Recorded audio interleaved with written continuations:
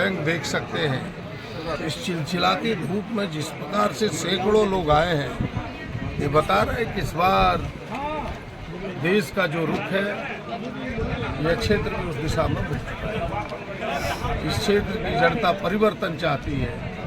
इस क्षेत्र की जनता एक ऐसे लोग जो 15 वर्षों तक जनता के बीच ताकने झांकने तक नहीं आया, उसके सुख दुख के दर्द को एहसास करने तक नहीं आया, ऐसे लोगों को लोकसभा से बाहर देखना चाहती है और उनकी उपस्थिति बता रही है, उनके उत्साह बता रहे हैं, उनकी ऊर्जा बता रहे हैं। और वो सीधा एक ही संकल्प है सबका, इस बार हम लोग हाथ छाप इंडिया गठबंधन को पकड़ेंगे।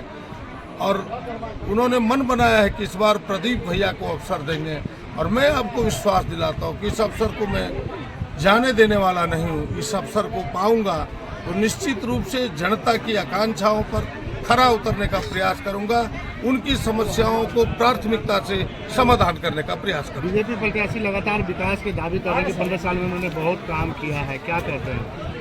देखिए, ये विकास उनकी नज़रों में हो सकता है, लेकिन जनता की नज़रों में कोई विकास नहीं है। जनता आज पीने की पानी के लिए तड़प रहा है, जनता बिना सड़कों के बेचारा बेहाल है, जनता की जो समस्या है बिजली के लिए बेहाल है, जरूरत न अच्छे अस्पताल की व्यवस्था है। जनता अपनी समस्याओं से त्रस्त है, उस त्रस्तता को कभी उन्होंने देखा नहीं, उनकी ज़रूरतों को कभी देखा नहीं।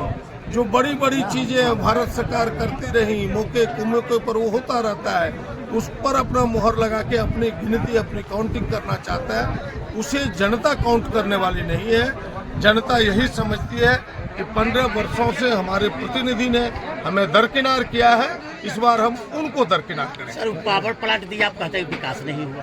उन्होंने एम्स कह रहे कि एम्स दिए हमने एक सुर में कह दिया आपको कि जितनी चीजें हैं ये भारत सरकार मौके कुमौके पर करती रही। उस समय उनकी सरकार ना रही है, वो भी यूपीए गठबंधन की सरकार रही है, एनडीए की सरकार रही नहीं उस समय, जिसमें ये सारी चीजें हुई, जिस पर वो मोहर लगाना चाहते हैं। और जनता इसको काउंट नहीं कर रही है। जनता की जरूरत है, जनता की जो आवश्यकता है उसको उन्होंने पूरा नहीं किया और जनता इसका उत्तर देगी। 1 जून को आपको इसका उत्तर मिलेगा। प्रदीप जी कहा था कि प्रदीप जी आएंगे तो प्रचार नहीं करेंगे, क्या लगता है निशिकांत का ये प्रचार है या चाय पानी है?